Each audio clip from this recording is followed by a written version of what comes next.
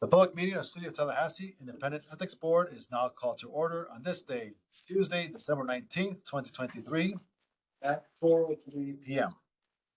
The board members are present here at City Hall along with members of the public. With the assistance of Communications Department and the Information Technology Department, this meeting is live streamed on the Ethics Board's website, and we are recording it for future reference. There is a delay with the online communications. We should all be patient.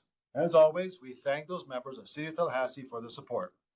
For those attending the meeting online, please make sure your microphone is muted. Last week, we asked the public to make a request by email to ethics@talgov.com by 1 p.m. on the day of the meeting if they wish to speak online on agenda or non-agenda items. Those who have submitted their names will be given a chance to speak as scheduled. While the meeting is in progress, please do not speak during the board's discussion. We have set aside 2 places where the public can speak on the agenda. For those who do wish to make a public comment, please complete a speaker request form and forward it to the administrative specialist, Ms. Tasker Leverson Green. Be sure to state on the form what you wish to speak about. Public speakers will be given up to 3 minutes in accordance with the board's bylaws. This time, please rise for the Pledge of Allegiance. I pledge allegiance to the flag of the United States of America and to the republic for which it stands, one nation, under God, indivisible, with liberty and justice for all. Ms. Tasker, please call us a roll. Carlos Ray. Here. Kirsten Costa. Here. Patrick Kelly. Here. Rico Calhoun. Adam Commissar. Here. Mr. Chair, we have a quorum. Thank you very much. Did everybody receive the minutes for the November 14th, 2023 meeting? Yes. Any comments or edits to those minutes? No. If not, is there a motion to approve the minutes? So moved. A motion by Mr. Kelly, a second by Ms. Costa. All those in favor? Aye. Those opposed, motion passes. Do you have any public comments on the agenda items, Ms. Tasker? Yes, we have one from Dennis Sutton on 12, agenda item 12. Mr. Sutton, you're recognized. Thank you, Mr. Chair. I'm here to discuss your efforts to be considered as the appropriate official to receive whistleblower complaints. I'm here to explain why I don't think that is a good idea. The purpose of the whistleblower statute is to encourage people to come forward, employees, citizens, and disclose serious wrongdoings. Those wrongdoings are enumerated in the whistleblower statute, clearly laid out. The Ethics Board has a set jurisdiction that's clearly laid out in a city ordinance.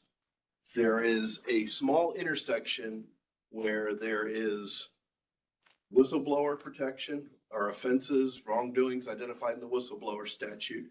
And there is one area of the jurisdiction of the Ethics Board where there is potential intersection of those two. That would be misuse of position that rises to the level of misfeasance. As far as I'm aware, there's nothing else within the Ethics Board jurisdiction that could even potentially rise to be considered for whistleblower status.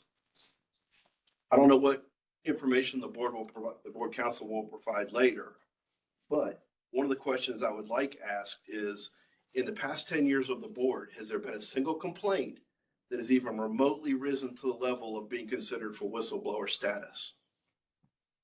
Already, there's great confusion among city employees and the public regarding the jurisdiction and authority of the board.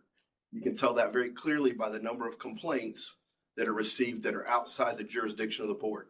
90+%, 95+%. I haven't run the numbers exactly, but it is by and large, the number of complaints are not within your jurisdiction. And I think that there is great confusion about what whistleblower is. What exactly does whistleblower cover? Just last year, year before, we had the director of police come forward publicly and announced that he was a whistleblower regarding an incident with a city commissioner. That's not how whistleblower works. But the media reported it as such, and everybody just took it for granted that that was the case. That's not how it works. So between the confusion of the board, the confusion of whistleblower statute, I think that when you're gonna do these types of things, go out there and advertise, talk about how you want to have whistleblower authority, you're just going to increase confusion about whistleblower and about the jurisdiction of the board. Whistleblower statute provides protection to complaints that bring those serious issues forward in two ways. It allows the complaint to remain anonymous, and it prevents retaliation against people that come forward. If someone comes forward with a complaint that does qualify for whistleblower status, but is not within the jurisdiction of this board, you're foregoing one half of that whistleblower protection. Because when you turn it over as being outside your jurisdiction, that anonymity is gone. So half of the whistleblower protections are gone at that point. So for an example, a scenario, board receives a complaint that qualifies for whistleblower status. Most likely, I think we can all acknowledge that complaint is not going to be within your jurisdiction and qualify for whistleblower status because of the very small intersection of those two. Oh, see, I'm out of time. Yeah, thank you very much, Mr. Sun. To all of due respect, we're not confused about the role we're seeking right now. We are very clear on the fact there is a loophole and there's an issue we have to address. That you don't have jurisdiction is not correct. You have no jurisdiction over county commissioners and their staff. Is that correct? I would have to check the ordinance, You but I don't, believe you don't have jurisdiction to investigate as Inspector General over county commissioners and their staff. county commissioners, City commissioners, sorry, city commissioners and their city staff. commissioners, I'd have to check the Officials. ordinance over that. I may have written that in the ordinance when I wrote the So that's, IT ordinance. we're trying to address that issue. And we're very clear what role we're seeking for as whistleblower protection. When they file the complaint, which falls under jurisdiction, and there is whistleblower protection, we have the authority to review and investigate that matter if it falls within our jurisdiction. If it falls in that very small slice, you do. It falls within our jurisdiction. You're not recognized, sir. I'm not asking you a question. I'm stating a fact right here. If it falls in jurisdiction, that's what we're seeking for to clarify that. There is a confusion right now because people may think, and you are not clear on whether or not you have jurisdiction to investigate city commissioners and their staff, which is a main concern people have in the city. People that elect into office, who is watching them? We're not confused about that. That's what we want clarification on. There was no confusion before, and all of a sudden there seems to be confusion of what we're seeking for here. We're very clear that we're trying to address a loophole. We've stated that several times. For over 2 years, we're trying to address here with the whistleblower protection.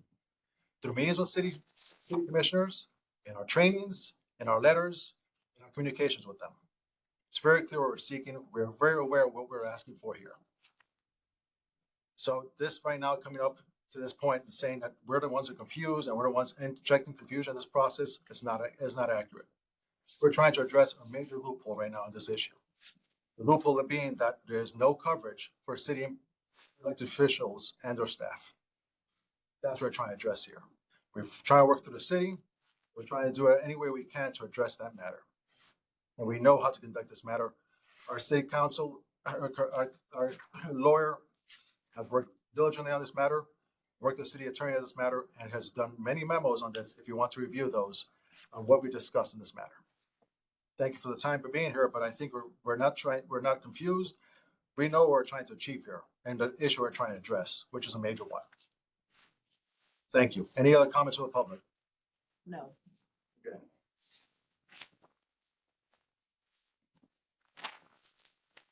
Ethics office report. Thank you, Mr. Chair. Be brief. During this period, we responded to ethics complaints. We delivered new employee ethics training. I attended a conference at a Council on Government Ethics Laws conference in Kansas City. And that was very valuable. And I'm continuing to talk with some policy people who actually tried to do some of the things that we addressed, such as defining ethics and other issues. And we become collaborators, and I'll share more about that as we move forward in the coming year. Because they're going to work with us, um, and they did research that I think will be useful. So I'm very happy with that alone in going to the conference. Um, we responded, we had conversations with city officials, and then we had the weekly board meeting. With regard to the budget, um, I would just ask if you have any questions concerning it's, at this point, it's rather routine in what we're doing. I think there's anything that stands out. We don't have any issues. We don't have any questions. Um, issue tracking, on 11/14/2023, we received a complaint via the hotline. The caller complained about domestic terrorism in Key West and Monroe County. She said that they were retaliating and that her children was missing. And eventually I figured out that children and families had taken her children. I spoke with her and explained that the complaint was not in our jurisdiction. 11/16, we received a call from an individual that said he was terminated without cause. And this was from a private school. It had nothing to do with the city. I spoke again and explained it was not in our jurisdiction. 11/17/2023, the caller asked for help with an inquirer who was trying to steal her personal information. And I tried to call her back, maybe provide some assistance. She had never answered the phone. 11/1/2023, we received this should have been 12/2023. We received a letter alleging a criminal conspiracy. The individual who provided this letter, we dismissed complaints regarding the same. So I didn't even call her back because generally when you disagree with her, she tries to sue. And we dismissed that one. And then we got a hotline call from a person who called previous, identifying himself as Adrian Williams. And this is one I think is a prankster because the words were almost the same, like it was recorded. And didn't leave any contact information. Besides these four that I have listed here, and I'll make sure from in the future I list the others. But there were three that you're aware of where we dismissed complaints concerning three city commission members.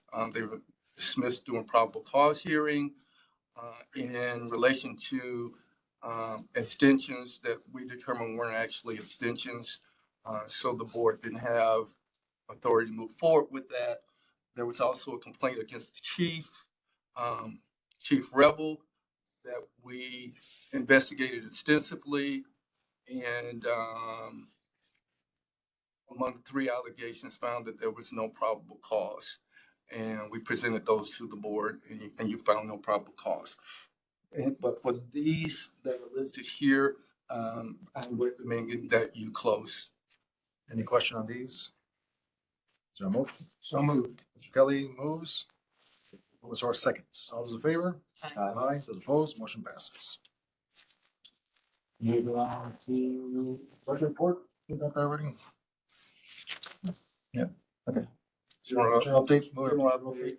And the only thing I have, I'm still waiting to hear from FSU. I left a message. I did talk to the treasurer clerk before, right before we started, and they are striving, they're intent on having someone appointed to fill their vacant position by our next meeting, which is in February. So we can at least hope to have that one in place. And I continue to try to communicate with FSU to see what they were doing. It's unfortunate the person they had didn't live in the city. He was very anxious to get started, but he didn't qualify. So they're having to go back to the drawing board. That's where we are. They can pick anybody, right? They don't have to be any, does have to be somebody for their staff. It can be anybody you want, right? Correct. Correct. Okay. Moving on to number 8, acknowledgement of Mr. Ernie Payne. Yes, Chair, and I have a resolution concerning Mr. Payne. Mr. Payne is here today. Good afternoon. Our resolution says a declaration of appreciation for Ernie Payne, resolution number 2023-01, a resolution of the City of Tallahassee Independent Ethics Board recognizing the contributions of Ernie Payne, declaring appreciation for Ernie Payne for his role with the City of Tallahassee Independent Ethics Board.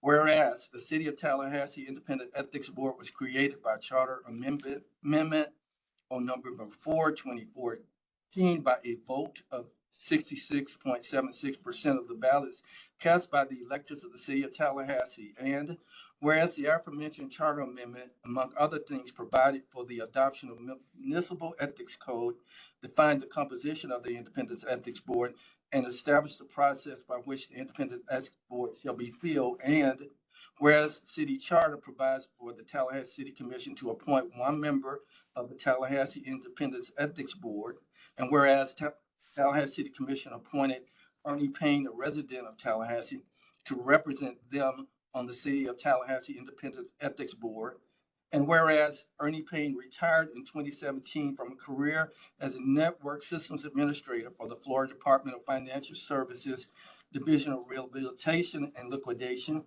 and whereas since retirement, Mr. Payne has been involved with the community by working with the League of Women Voters. And whereas Ernie Payne attended his first meeting as a member of the City of Tallahassee Independent Ethics Board on January 15, 2019. And whereas Ernie Payne resigned from the Tallahassee Independent Ethics Board on October 25th, 2023 to take a more active role in city affairs. And whereas Ernie Payne has served on the City of Tallahassee Independent Ethics Board with distinction, playing active role in drafting a municipal code, ethics code, which Tallahassee City Commission subsequently adopted. And whereas Ernie Payne's unwavering commitment, willingness, and ability to understand and respond to the concerns of the people of Tallahassee has substantially contributed to the betterment of the City of Tallahassee. Now, therefore, be it resolved by the City of Tallahassee Independent Ethics Board as follows. Section 1, City of Tallahassee Independent Ethics Board recognizes the valuable contributions made by Ernie Payne toward the betterment of this board and the ethical climate instilled within the government of the City of Tallahassee. Passed and adopted unanimously by the City of Tallahassee Independent Ethics Board on the 19th day of December 2023, and approved by the signature of Collis A. Ray. And staff recommends the approval of the resolutions. Is there a motion? Ms. Christian moves. Second. Mr. Kelly seconds. In favor? Aye. Opposed? Motion passes. Thank you. And this is for your signature. My signature. All right, sounds good. And we also have for Mr. Payne. Boots? He can drink whatever he wants to drink out. There you go. But this is the mug. So you can always. And I just want to say, and I said to him before we started, that one of the things I missed is that I could always call him to review whatever we were developing. He was a primary editor, and he had a good eye. He was a good editor. So I'm already missing that. So I appreciate that. We appreciate what you've done, and wish you well. I know you're on the Charter Review Committee, and we wish you well with that also. And Mr. Also, he provided us insight what was going on in the city at all times. He was always updating us on what was happening, we should be aware of and keep on top of. And I really appreciate that to help us see what's coming down the road for us and what to be aware of and be vigilant about. And he was fully dedicated to this board. I give him that much as far as his time and dedication, not only editing, but commenting on how we can further improve our position in the city and in the community and outreaching as well. And we appreciate that and what he provided to this board. We're gonna present them with that and I'll get some pictures. Sure, if you want to do that. ceremony. I don't know if he wants that. I don't know if he wants all that. I stand for earned pay.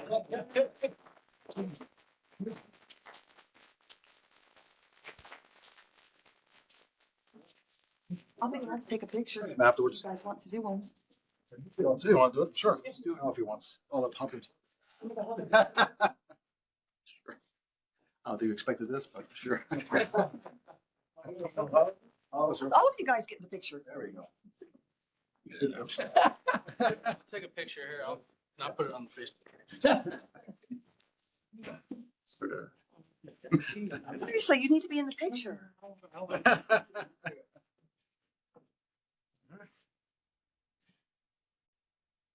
Okay, you should smile, Ernie, because I mean, this is a good thing. Smiley, that's it. What you got? I got several pictures. Oh, thank you. Here we go. Thank you. Thank you.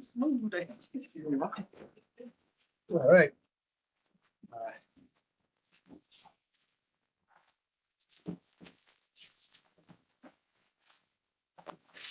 Report election of the chair. If it's gonna be Toby's. It's up to you, and I'll just inform everybody that he is stepping down as chair. He's not stepping down from the board, but he's stepping down as chair to give someone else the opportunity to be worded by me. Because you should tell them what you experienced. Wait, why? That's not after they got elected. Exactly. Expect. Yeah, you got election first. election first. Can we nominate people or? All right, I'm gonna move to nominate Ms. Costa. I think you served this board effectively over the years, and I think you're ready, more than ready to serve as chair. So my nomination is for Ms. Costa to serve as. Second that nomination. Any other nominations? I think it's unanimous. Do we need a motion? All in favor? Aye. Opposed? Motion passes. As my last act as chair, I'm going to nominate the vice chair. I'm going to nominate Mr. Kelly. Mr. Kelly, I've known you several years. I think you and I applied for this board at the same time, and you've always been dedicated and very active in the community, and also dedicated towards ethics and integrity. So I'm more than happy to nominate you as vice chair. I make the motion to nominate. Yep. Motion second. All in favor? Aye. Motion passes. Easy enough. Congratulations. Yes. Good job, guys. Moving on to number 11.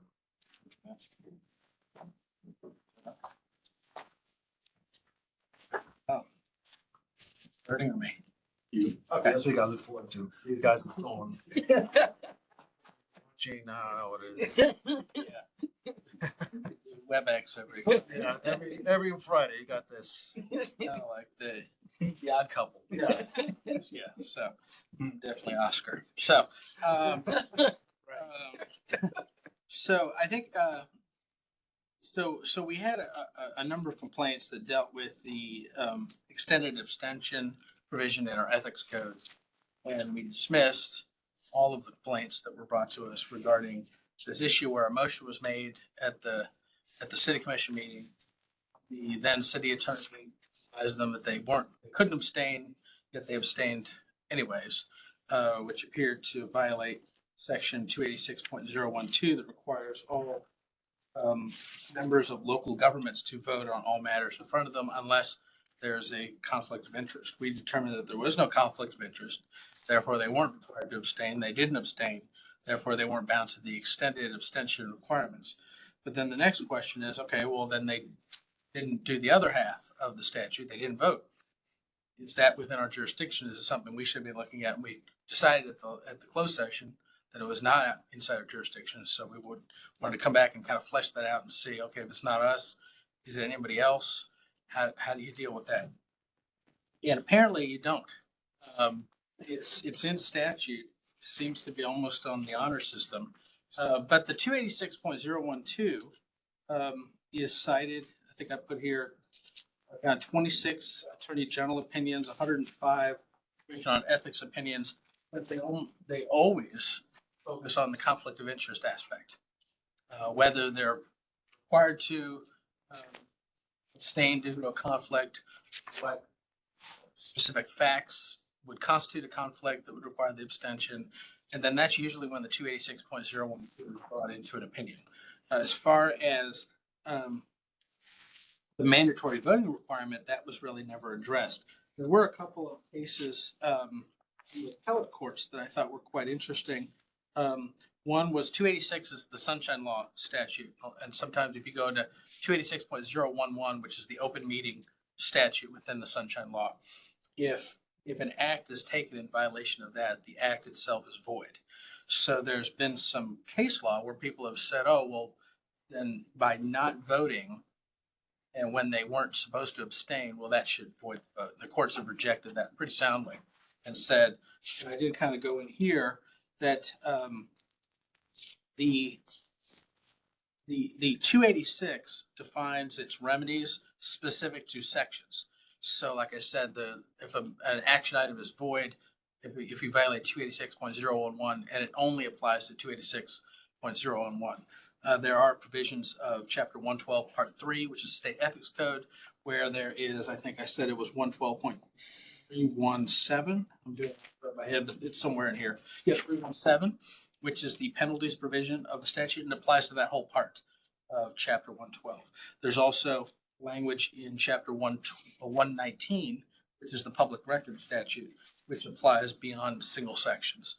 But 286 really seems to only apply to single sections, and the 286.012 doesn't have any penalty provision. And when penalties have been applied, when 286.012 has been cited, it usually is a back end to get into the ethics code to deal with the conflict of interest. And that's where the penalties are actually applied, not for the failure to vote or voting when they shouldn't have. But I think it's important to note that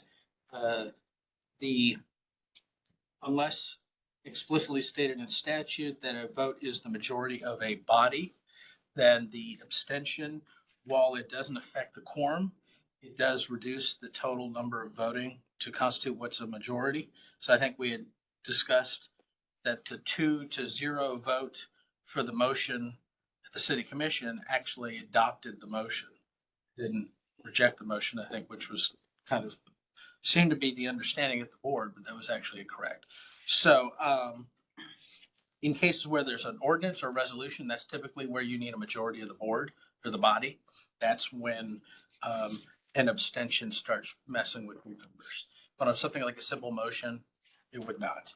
And then this Wahlberg case out of the 3rd DCA, 1974, so we went back a little bit of time, talks about voiding the issue by not voting. And they did bring up kind of an interesting analogy, or not analogy, but an analysis. They said if you were in the minority, you wanted to defeat an issue, you could just leave the room and void whatever vote. You would essentially be able to kill any proposal that came before your board just by leaving the room and violating 286.012. So they said, based on that thinking, there's no way the legislature could have ever intended that to be the case. So they said that was not the case. So the other issue is that if somebody really felt strongly enough that the board was, whether it be a county commission, city commission, et cetera, and really it's only local governments, anybody who's working the legislative process knows they quote unquote take walks. They don't like an issue, they just suddenly have to go to the restroom or they just go for a walk. They used to call it taking a walk. Can't do that in local governments, you have to vote. If somebody is, I guess, chronically not voting, a private citizen could seek to bring some type of declaratory and injunctive relief to try to, determine whether a violation is actually occurring and to require that the board actually take that action. We do not have any authority to bring private causes of action against anybody, so that wouldn't be something that we would do. We do have the ability to refer issues out, but we only refer to agencies. We don't refer to private individuals, so that also is not an avenue that we could take. And none of the agencies that I've been able to determine could do anything. So all this research essentially reaches the conclusion there's nothing that can be done. So the end. Yeah. So yeah, it's not the happy ending I think people wanted, but that's what it is. Sure. Thanks for the work. Moving on to number 12. And that one, John. Me again. Okay. White always likes to do a little intro, so I always want Yeah, to no intro. step on his I don't toes. have it. No, it's Christmas. I'm giving him No intros. He's lucky he summed up because I was gonna say all that stuff he said was just to say Yeah, don't have nobody to refer it to. yeah, so. He saved himself. Yeah, so I think we talked a little bit about whistleblower, and I think that the concern, and I think really it seems to be a little bit of a turf war power struggle. We just want to make sure that people that feel like they're going to be retaliated against, and I think there's been quite a few people that have come to us and say, I'm not going on the record. I'm not saying anything because I'm going to get fired.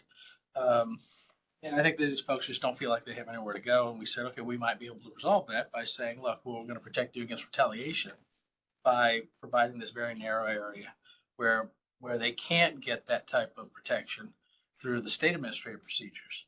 But possibly we could fill in that gap. And it seemed like based on our February 2022 meeting with the city commission that it was kind of a kumbaya moment and everybody seemed to be in agreement. And it now has seemed to be completely 180 degrees in the other direction. So we're kind of back at square one.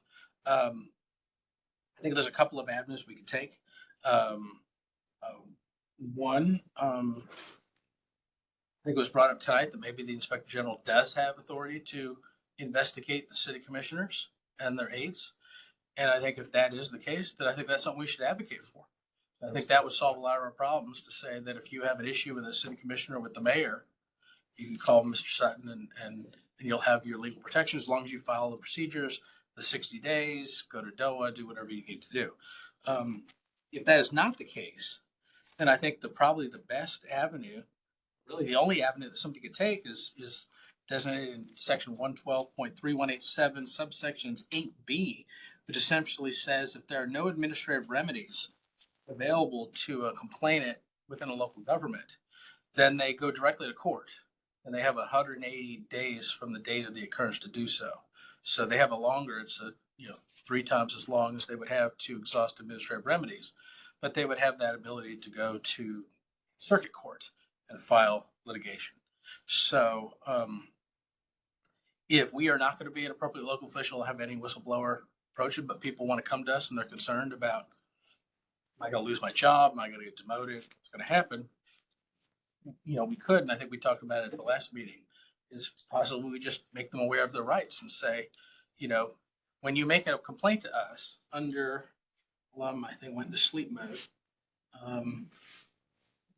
The case that I've always cited, and I can't pronounce, is this IGWE case out of Miami, where essentially the third DCA said, yes, IGWE v. City of Miami from 2016. They said anytime somebody makes a complaint that falls within one of those enumerated issues, whether it's malfeasance, misfeasance, neglect of duty, all those issues, or violation of federal, state, and local law that affects this health, safety, and welfare of the public. Once that complaint is made to a body that has investigated complaints. All right, let me say, I'll just get to there. Investigatory, yep, there you go. Investigatory powers, then the whistleblower protections are triggered at that moment. So they would have the protections against retaliation. We just wouldn't be able to do anything to help. They would have to go to court. So I think our concern has always been, do we want to create some administrative process so we can keep things in the city so people aren't running to court and filing complaints? Not that they are, but maybe they will. I think the question was raised last time, Mr. Kelly, can we raise a parallel administrative procedures? And based on the statute, we cannot. The city commission has to establish that. We can't do it on our own. They've chosen to do it the way that they have. And they're ultimately the final say on the government of the city of Tallahassee. So the only thing we really could do is we get a complaint in, treat it confidentially, obviously, but we could advise them of their rights. They may seek to get outside counsel at that point, and that might be the best option, quite honestly. So that's Seeking clarification this whole time. That's basically what we're trying to do. And it's not clear what the process would be if it's not. And it was always my understanding that the inspector general, which is appointed by the city commission, does not have the authority to conduct those investigations of the city commission and their staff. So if a complaint comes into the Inspector General on those matters, and it comes to us, there is no administrative process for them to resolve the retaliation issues. They have to go straight to court. And that's where we're trying to resolve that confusion there. And if it's something they want to expand the jurisdiction, Inspector General, it's up to them. But it is, again, they'll have to address the issue that you have an entity that is appointed by the city commission investigating them. We usually don't have that at the state level. The general is not appointed by what the actual entities that is in charge of expect. State Inspector General that Yes. appoints all the agency inspector generals. Exactly. That's So- separate from the agency themselves. Keep them So they're separate. not hired or fired by the agency heads. So you could argue that it's not really as independent as they. Better than nothing. Yeah. But nevertheless, there at least is this perception of independence. Yeah. Whereas here, the Inspector General's directly, Holden. Yeah. and is, I think, at will. I mean, Yes. so, I mean, Worst there's part, yeah. a lot of, That's the thing that is not, and it's not a criticism. I think Dennis that's does the way it's set up. a phenomenal job. You've been doing a great job in your office. And Mr. Pace, who we've spoken with, I think is doing great work. So, but I think we just wanted the few people that come to us, and we really do. White's the one who talks to them, turning people away. That's an issue. And or we say, well, can you just do an anonymous complaint because I'm not putting my name on anything, and we a lot of times won't do that because we aren't able to get a lot of the facts that are there for us to move anything forward. So that's kind of where we are. So again, I close with nothing can be done. So yeah, so I have a theme. I have a theme today. It's going so far. So And just to address the confusion part, I'm not aware of any employees who are confused. If you look at the complaints that you get, the people who are confused confuse us with the State Ethics Commission, and those are not city employees. We hear things from city employees that are outside our jurisdiction, so we don't discuss them. And I've said I wish I didn't know, because it's nothing, whether they are telling me the truth or not, it's not something I can address. And sometimes I refer them in-house to other oversight. But I'm not aware of any confusion when it comes to what our jurisdiction is. And in fact, when the Inspector General, when they voted to create an Inspector General, we had concerns about confusion. And we actually have acquiesced on some of our duties that are within the Ethics Code because the Inspector General took those duties when he became Inspector General. Technically, they're still in the Ethics Code, but we acquiesced because that was the right thing to do. And I remember Commissioner Diane Williams-Cox asked the Inspector General to work with us to come up with solutions so there wasn't being confusion. And we did that. We actually worked together. I did some things on both websites to communicate the difference. And then whenever I give training, I say, if it comes to us and it belongs to them, we'll get it to them. If it belongs to us and you send it to them, they'll get it to us because we work well together. So, that's been our statement. As far as keeping things confidential, we haven't really had a discussion on that. John and I have, but we haven't had a public discussion on what it would take to maintain the confidentiality and what it would mean to have receive whistleblower complaints, because that's a different process from ethics complaints. And when you put on a different hat, and we don't even see informing the board of a whistleblower complaint. It would be a totally different process, but the procedures and process will be in line with what the Inspector General is doing now, which they have shared with us. And they have worked with us. So some of these concerns, one about confusion, I heard that from a city commission member. But what I've stated to Inspector Sutton and whoever will listen is that we spent more than a year and a half, almost 2 years, trying to bring this to a conclusion. Before the last commission meeting, I spoke to each commission member and I explained that we were looking for a response. We're looking for an answer. They have the last word. I mean, that's the way the charter is written. They have the last word, but we just wanted them to give that last word because we did what they asked us to do. They asked us to go and talk with the Inspector General. He gave us a list of things that he was concerned about. We addressed all of them. And then we kept trying to get on the commission agenda for months. And then we finally almost get on there, then it's pulled because an appointee wants to write a memo. And it just seems to be, there's always something that to delay the conversation. And we simply want to have a conversation with the city commission. If they have concerns, they are the authority. They should bring them to us. That's the position we discussed. And we will address them as needed, but they have the final word. But it's their responsibility, as is written in the city charter, to hear our recommendations and consider them. And so we're not asking them to do anything that's not in the city charter. Clear. Yeah, at the end of the day, we just need some, like you said, closure, some action. We brought this up 2 years ago. We felt it could be addressed through ordinance. They were the opinions should be done through referendum. We sought clarification through the Attorney General's office.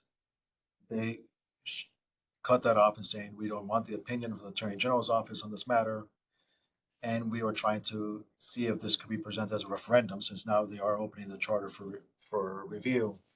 So I said, we just want clarification. Again, this is a matter to address the administrative process for those employees that are not current, for those complaints not currently covered by the Inspector General to receive those complaints. It's always been my understanding that the Inspector General doesn't have authority regarding complaints of city elected officials and their staff. Right. We want clarification on that. What would be the administrative process for those employees? And you've heard them. You've spoken to those individuals who want to come forward and are hesitant because they feel they'll be retaliated against, and there is no process for them to receive that protection. That's all we've been seeking for, clarification, and to come. It's 2 years, and to come now at the 11:59 hour, tell us this confusion of what is actually being done here, or what our role is, and people confused of what we do here as an ethics board. We've been here since 2014. I think people confuse what we do here and what our authority is and what our role is and what we have the authority to investigate and review. Very clear what we do here. So, yeah, I'm a little frustrated. I came out today in this meeting. I've served on this board for 5 years now, and it's been an issue since then. There's no closure on this, and there won't be any closure, I think, anytime soon. So we'll continue to do what we can to address this matter as best we can.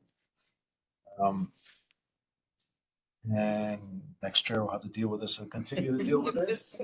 I'll sit on the sidelines. But yeah, this is, we just want the city commission itself to address this matter. One way or the other, up or down. So, Mr. Commissar. It seems that we're running into a brick wall, but it also has this interplay with the charter. And given that we've got this charter review going on, and I don't know if this is within the realm of the communications we're supposed to make, but is there any benefit to us to putting together a couple-page letter laying out the frustrating 2-year timeline, but direct those to the new members of the charter review committee? I'm sure Mr. Payne will tell them all about it, but everybody else, so they know what is. I mean, it seems it's interplayed, but are those new citizens being picked to serve on that gonna, because I've learned a lot about in my 1 year here, so we could do a letter directly to them to express how important we feel it is. I don't know if that's appropriate for us to contact them in that way, but I think a letter from the Independent Ethics Board as a new appointee to the Charter Review Committee would probably get your attention. We can discuss it for next chairperson of this deal with. Is that what you want to do? Do one thing. There is a disagreement between the now retired city attorney and our attorney as to whether it even has to go to a charter review. In my personal and professional opinion, nobody else cares besides those people having this discussion, whether it's an ordinance or city charter. And I still believe, especially based on his research, that it could be addressed through city ordinance. We just said that if they are going to agree with their attorney, we're not going to argue with that. But the reality is they have choices on how they address this. Ms. Kelly. I just look at this from a layman's view that I'm puzzled. I'm puzzled because what I'm hearing. It's real clear that there's a loophole here. That the city, the official account, the city commission and its staff, people can't file, there's no avenue for people to file a whistleblower complaint against them, correct? They know that. Did you say they know that by now? Or is that something I shouldn't assume? And they're not proposing a resolution. They know they can do whatever they want and nobody can file a whistleblower complaint against them or their staff. And they're failing to come up with a resolution after we've pointed out to them for several years now. I mean, even if it is under the inspector general, which doesn't seem to make sense because he answers to them. And that's one of the beauties of us doing it or having some other avenue. But just give us a resolution. That's what we're asking for, right? We're not saying it has to be us. And there's nothing coming back at us. There's no resolution coming back from any of the council members to say, let's try this route. That's the part I just don't understand. I don't get it. Well, and my comment in agreement with that is in this age of people feeling this need for transparency, let's be transparent. Like, again, like you said, it doesn't even have to be us. It's just be transparent to somebody. If there's no issues going on, then there'll be no issues to bring forward. So, Exactly. but as a layperson taking off our ethics hat and being a layperson for a minute, I feel the same puzzle and confusion because it seems like a no-brainer to anybody that you would have the conversation with outside of these walls, basically, this building. Well, the message would be to the public who elected them and all the employees who work under them is that they're no different than everybody else. We're asking to be treated as fairly and as openly. If somebody's got a complaint at us, the opposite is we don't want that scrutiny. Those are the only two alternatives. And so it's a little frustrating, and you have a right to be frustrated, particularly when people have changed their position over time. That's frustrating. They're on one side of the issue, and then the next day they're on the other side. And that's frustrating because it seems really clear and simple. Like you said, transparency in government is critical. So that's the thing I would pound at is you don't want to use us. What's your solution? What's your alternative? If it's the current inspector general, fine. That's better than nothing. But let's put something in place that we can protect an employee who has a right to file a complaint without having to go to the courts. That's all I have to say. Okay.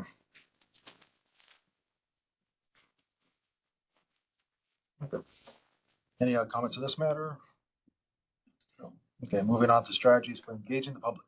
Yes, Chair, last week we talked about engaging the public, and we started that process with revamping the Facebook page, creating a YouTube page, and I haven't done it yet, but I'm going to create a Twitter account.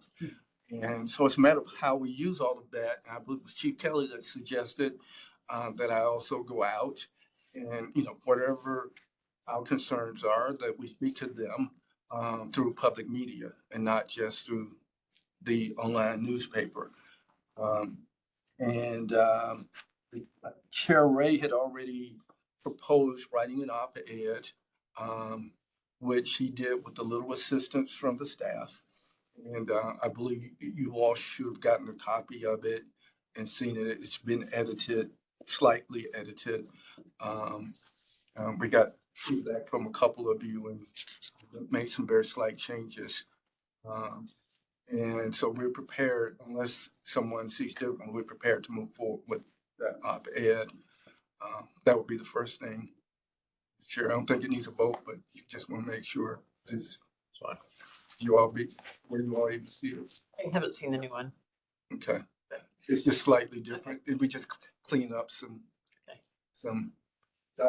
dotted our I's, crossed our T's. But If y'all good with it? Yeah. Good. Okay, we'll either get it out, I'll get it out before I go to sleep tonight, so that'll be done. And what I'm asking is just a general, if I'm going to go speak to the public, I should not be speaking from my personal vantage point. I should be representing you all. So, and that's why I put the word strategy, because I kind of need some parameters. I know that we're talking about whistleblower complaints and concerns there, and we'll talk about public integrity and what it really means to be an ethics board, and how, and I can even talk about how that goes beyond just doing training and doing an investigation, because it gets to the heart of people trusting government and feeling that government is representing them, because that's really what ethics is about. Is there anything else, such as the jurisdiction over Blueprint, over the city commission when they're involved with Blueprint and the CRA? Do you consider that a priority in the conversation? I believe so. I think so. Okay. Especially the issues coming up recently. Okay. Also, we mentioned our campaign fund as well, Right. especially with the upcoming election. They should be aware of that. Anything else? So if I talk about anything outside of that, I'm gonna be in trouble with you all. 'Cause you're giving me, that's the way that works. Where we all came from, because the idea we're missing two people now, I think people would find it interesting to know. Two state universities, they appoint people, the PD, the state attorney, the commission, kind of who these people are that get picked and where they come from. And the city, yeah, we need. Okay.